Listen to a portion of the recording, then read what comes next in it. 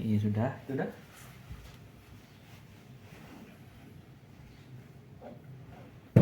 Selamat pagi, silakan masuk.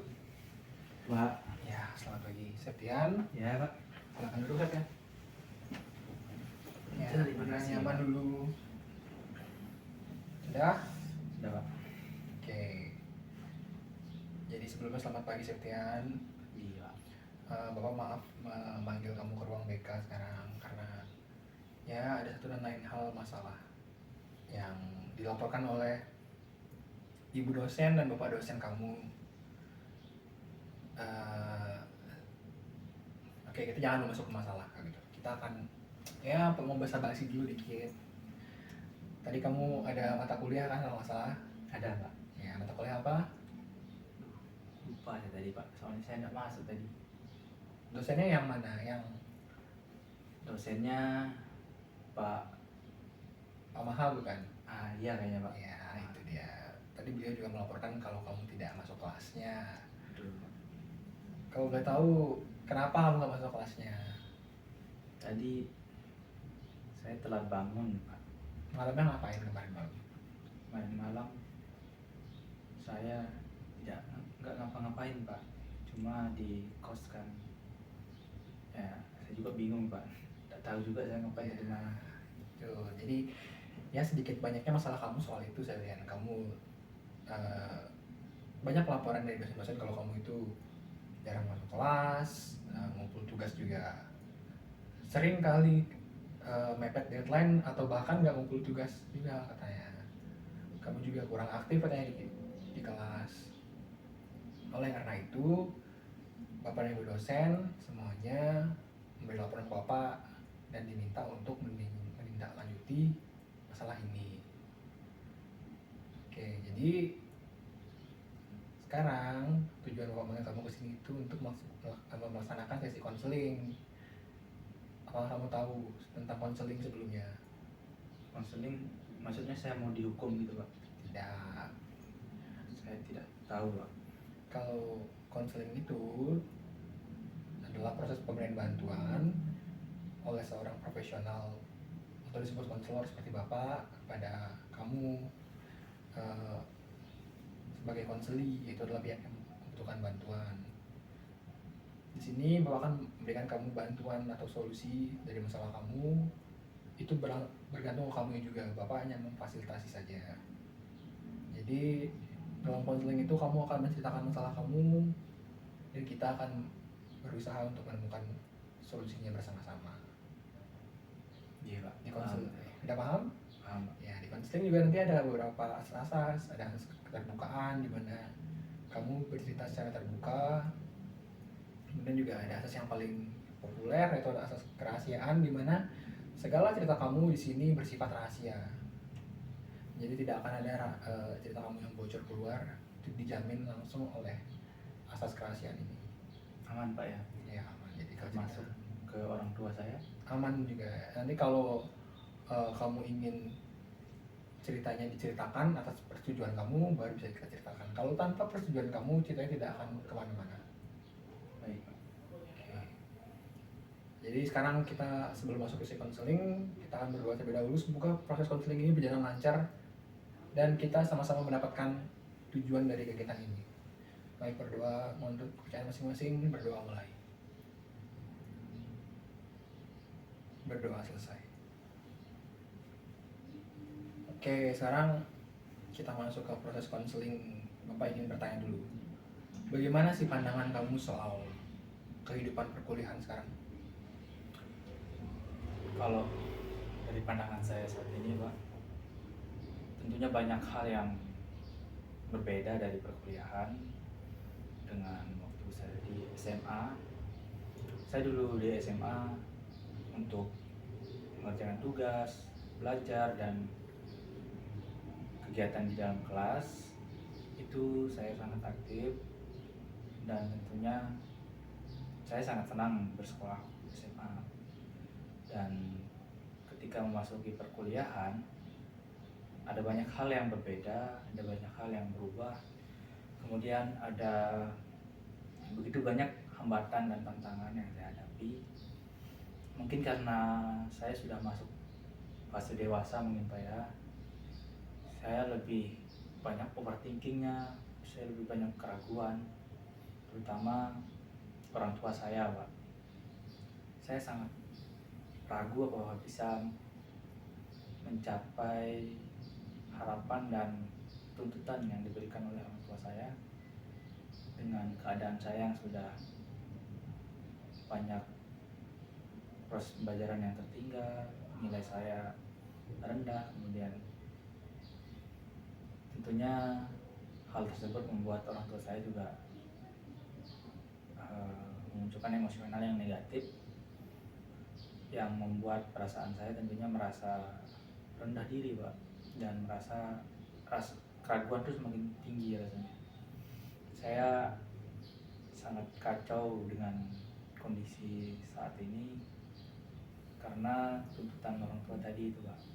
Pendidikan di perkuliahan sangat berbeda dengan di SMA, dan itu yang membuat saya bingung di proses atau tahapan ini Pak. Di sisi lain saya ingin sekali membanggakan kedua orang tua saya, mengikuti harapan dan keinginan mereka yang ingin mensekolahkan saya di luar negeri ketika selesai dari perkuliahan ini. Tapi kenyataannya saya menunjukkan perilaku yang tidak sejalan dengan keinginan orang tua saya, dan beberapa kali itu yang membuat saya diomelin atau dimarah di rumah Pak. Jadi pandangan saya terkait dengan perkuliahan hari ini sangat-sangat berbeda, sangat-sangat jauh dari apa yang menjadi ekspektasi saya. Dan tentunya perkuliahan ini memberikan gambaran baru bagi saya bagaimana banyaknya tantangan dan hambatan serta tuntutan yang harus saya lewati. Seperti itu Pak. Oke, jadi beban di SMA, beban akademik di SMA dan kuliah menurut kamu itu berbeda, di mana yang di kuliah lebih berat begitu? Betul Pak. Terus beban itu yang membuat kamu akhirnya ragu dengan ekspektasi yang selama ini kamu emban, di mana di SMA kamu merasa bisa mencapai ekspektasi yang diinginkan, dan sekarang ekspektasinya terasa berat karena beban akademiknya juga berat di kuliah, benar begitu? Betul Pak. Dan hal itu yang membuat kamu ragu sekarang, apakah bisa mencapai ekspektasi yang diinginkan atau tidak. Nah, sekarang Bapak ingin bertanya lagi kalau begitu lanjutannya. Bagaimana sih orang tua kamu memandang nilai secara utuh, dan bagaimana kamu memandang nilai? Mungkin saya tidak tahu ya Pak bagaimana pandangan orang tua saya, tapi saya ingin bercerita sedikit Pak. Setiap di akhir semester, orang tua saya selalu meminta transkrip nilai saya Pak. Dan tentunya melihat nilai saya yang rendah, orang tua saya selalu marah. Orang tua saya selalu mengatakan saya, kenapa bisa nilainya rendah, kenapa kamu semakin malas. Pokoknya ada beberapa hal yang mungkin membuat saya semakin merasa bahwasanya kemampuan saya tidak dapat mencapai harapan orang tua saya Pak. Nah, saya kurang tahu bagaimana pandangan orang tua saya terhadap nilai, tapi dari cerita tersebut orang tua saya hanya melihat nilai itu sebagai angka yang harus tinggi untuk mencapai kesuksesan. Apakah pandangan tersebut benar atau tidak, saya tidak tahu Pak. Yang jelas orang tua saya melihat nilai kalau rendah saya bakalan dimarah, dan kalau tinggi mungkin saya akan sangat dibanggakan. Tapi hal tersebut belum saya capai pada saat proses perkuliahan ini Pak.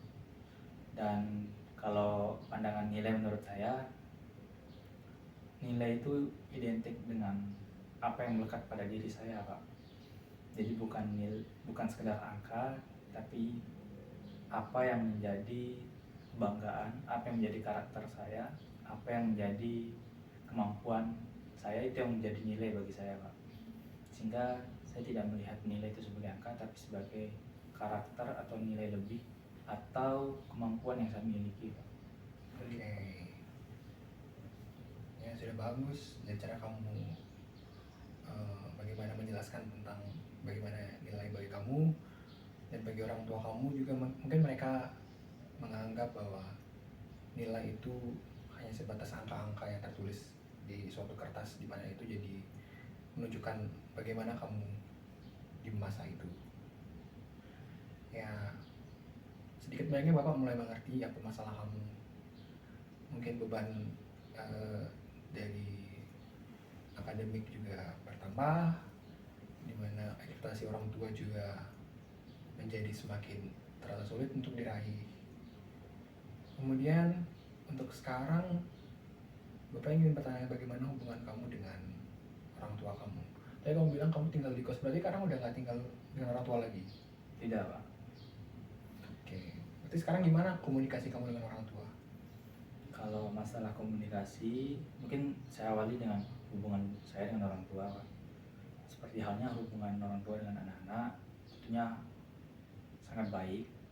Akan tapi dari segi komunikasi, karena orang tua saya sangat jarang menanyakan tentang apa kegiatan saya, apa proses perkuliahan saya di kampus baik-baik saja, atau keadaan saya baik kesehatan, psikologis, atau secara keuangan.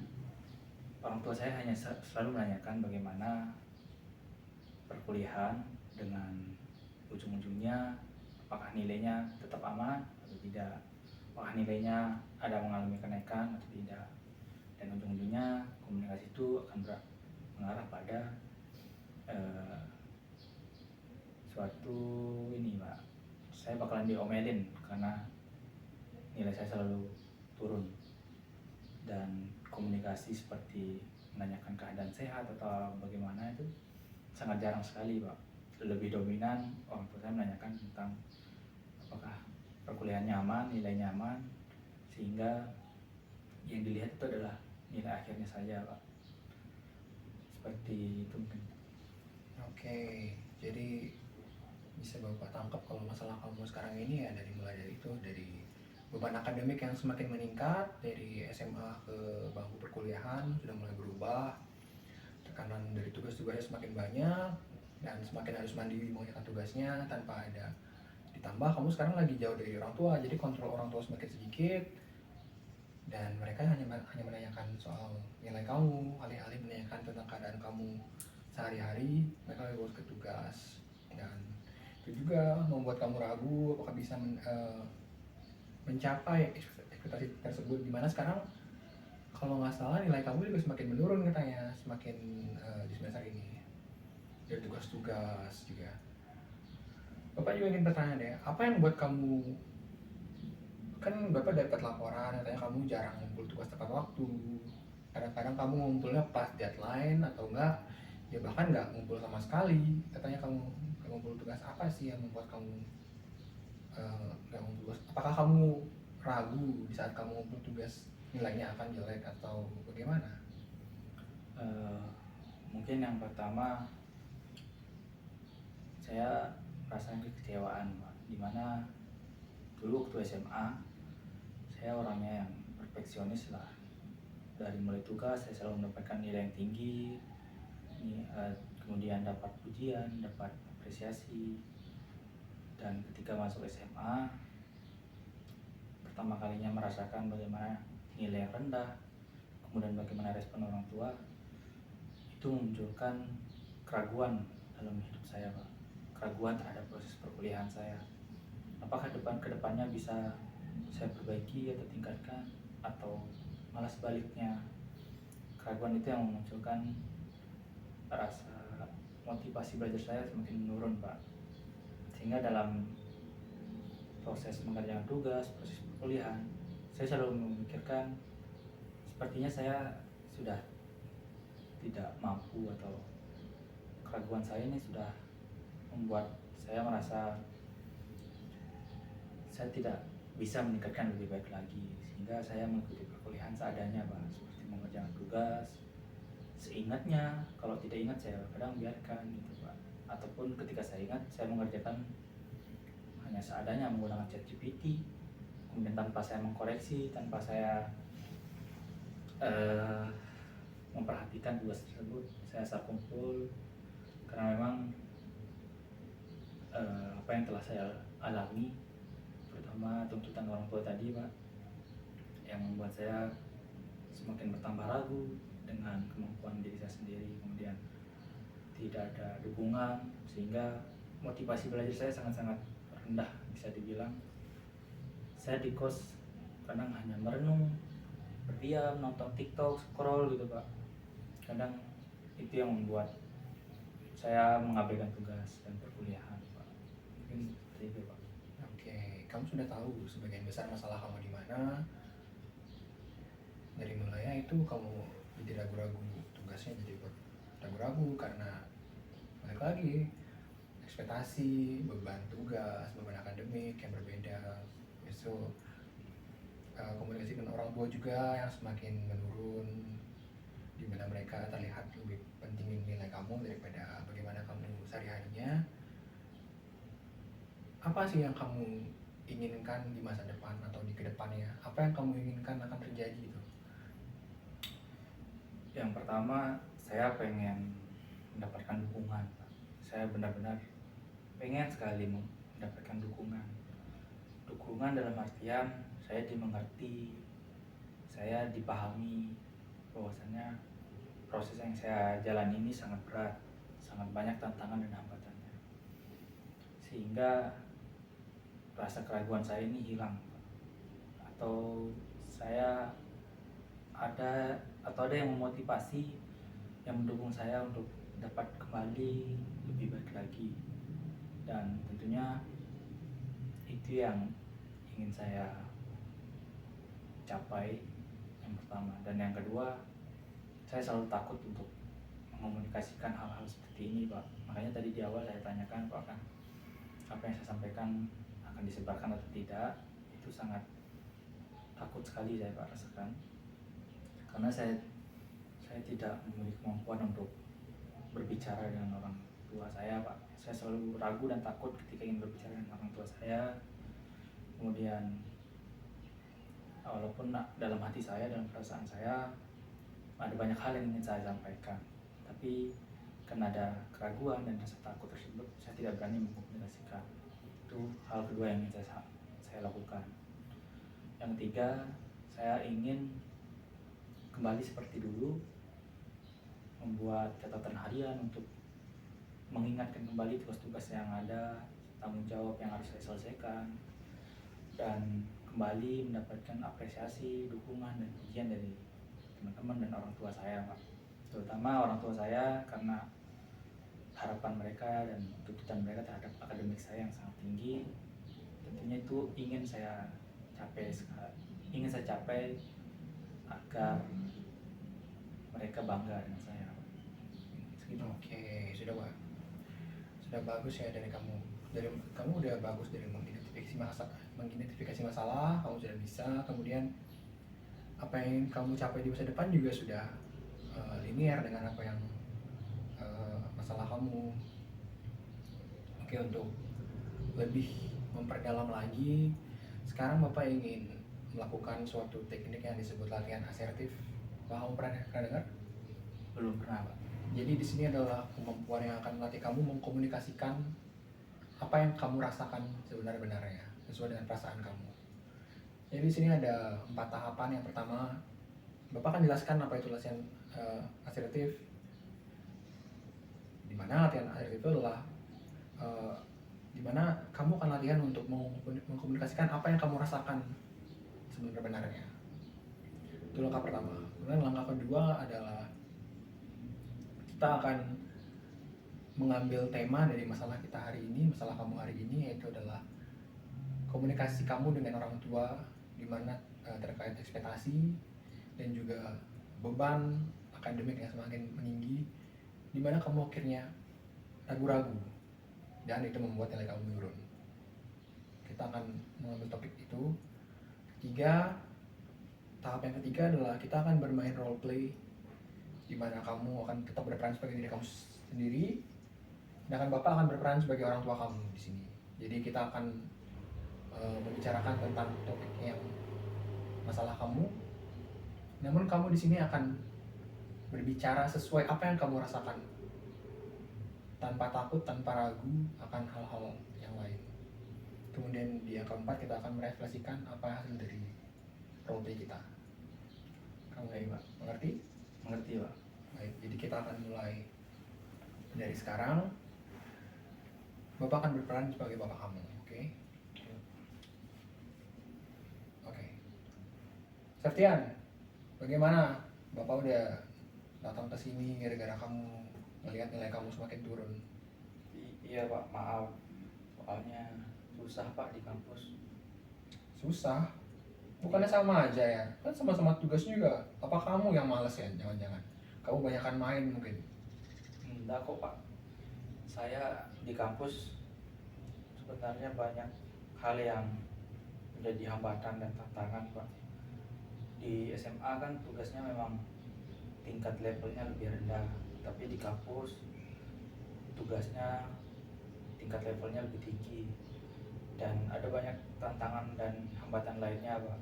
Jadi itu yang membuat saya kurang dalam proses pembelajaran dan mungkin itu mempengaruhi nilai saya Pak. Apa iya? Jangan-jangan emang kamu selama ini kan kita tinggalnya udah nggak bareng lagi, kamu minta ngekos supaya lebih dekat ke kampus. Jangan-jangan itu kamu manfaatkan waktunya untuk main-main. Dulu kan sama bapak kan masih bapak yang atur waktu belajar kamu. Jangan-jangan sekarang kamu malah lebih sibuk main aja, tugas tidak dikerjakan. Ketika bapak lihat transkrip nilai kamu menurun terus, gimana ntar nih? Apakah bisa kita jadi rencananya memasukkan kamu ke luar negeri kamu seperti ini cara kamu? Sebenarnya Pak, ada yang Septian ingin sampaikan. Ya silakan coba disampaikan. Septian sebenarnya merasa terbebani Pak. Septian banyak sekali hambatan dan tantangan yang Septian alami. Mungkin itu yang mempengaruhi proses belajar di perkuliahan ini Pak. Pertama, ekspektasi Septian terkait dengan tugas di kuliah yang tingkat levelnya sangat tinggi.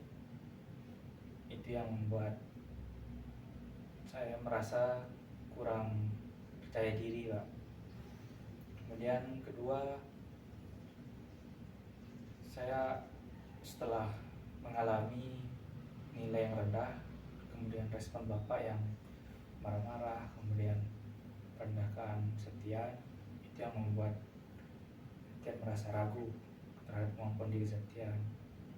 Kemudian yang ketiga Bapak, Septian sangat butuh dukungan, bukan hanya sekedar dukungan finansial, tapi juga dukungan emosional Pak. Septian ingin Bapak memahami dan mengerti proses Septian yang begitu banyak tantangan, begitu banyak hambatan, tapi Bapak selalu melihat semuanya hanya sekedar nilai. Bapak tidak melihat bagaimana proses Septian untuk mengimbangi proses perkuliahan, bagaimana Septian melatih skill-skill lain agar Septian dapat berguna ke depannya. Tapi tidak ada yang mendukung secara emosional Pak. Motivasi belajar Septian makin rendah gara-gara Bapak juga cuma melihat Septian berdasarkan nilai akademik saja, tidak melihat berdasarkan proses. Gitu. Jadi, iya Pak. Terus sekarang Septian maunya Bapak seperti apa? Saya maunya Bapak memperhatikan Septian sebagai anak yang sedang berproses Pak.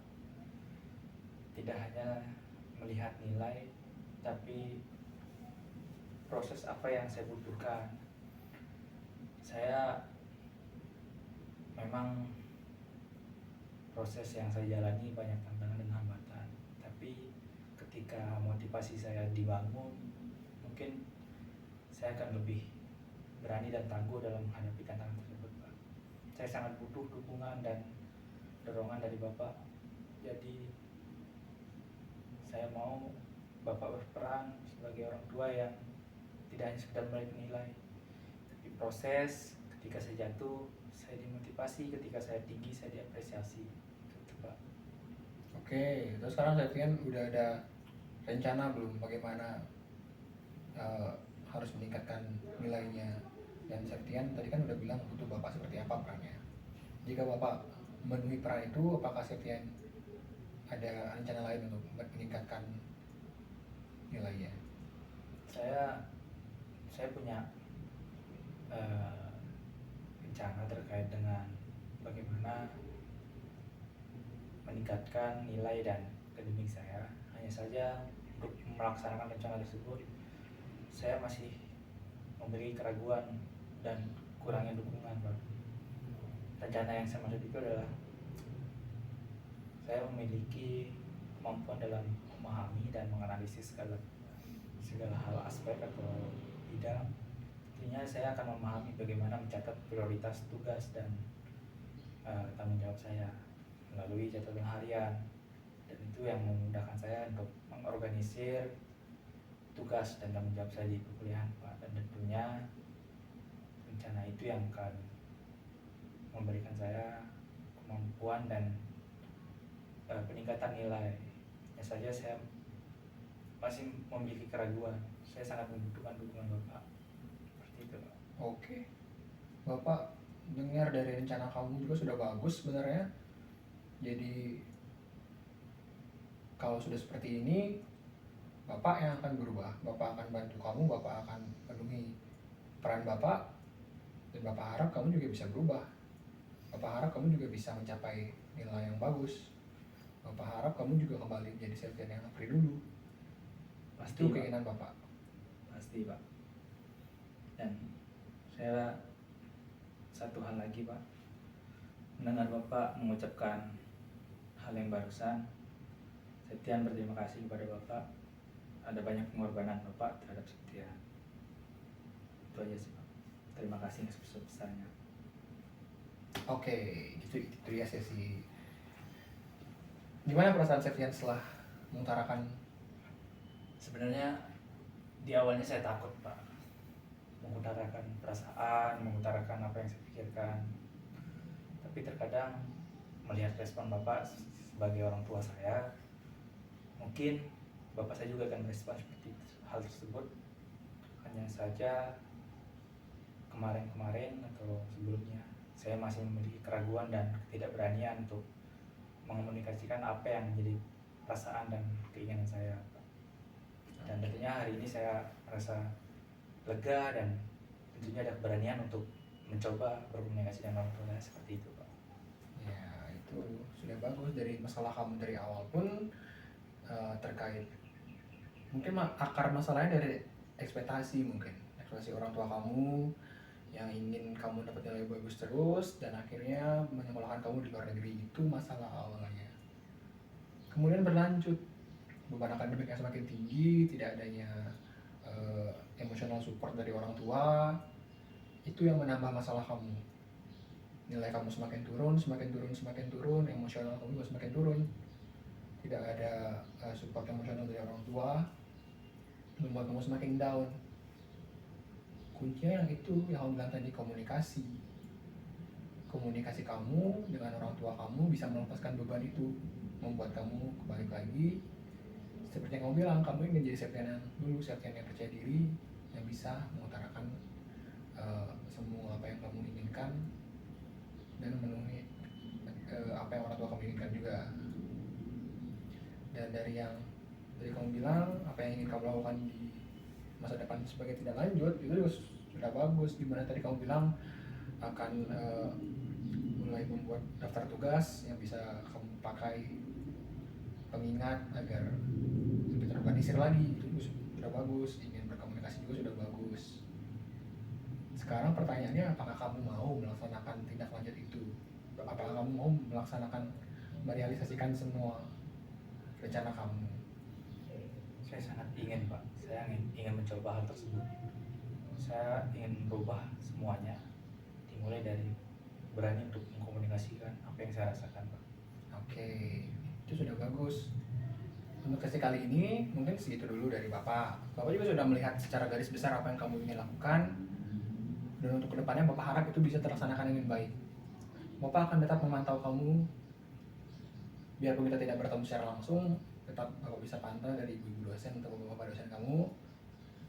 Untuk sesi selanjutnya Bapak akan merencanakannya lagi, nanti kalau gimana akan Bapak kabari kamu untuk sesi berikutnya. Apa kamu bersedia? Bersedia, Pak. Baik, untuk sesi kali ini kita cukupkan dulu karena kita tadi mulai dengan berdoa. Sekarang kita akan tutup dengan berdoa juga, berdoa untuk keyakinan masing-masing, berdoa mulai. Berdoa selesai. Semoga selamat sampai di rumah, pelan-pelan aja.